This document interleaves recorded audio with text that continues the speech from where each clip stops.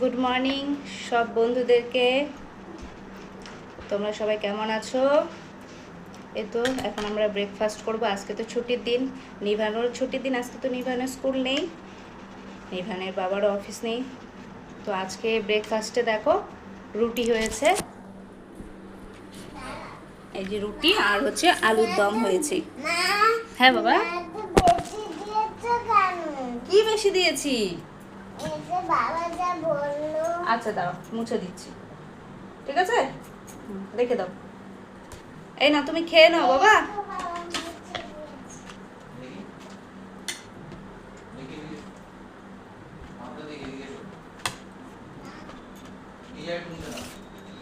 এই তো এখন আমরা ব্রেকফাস্ট করব।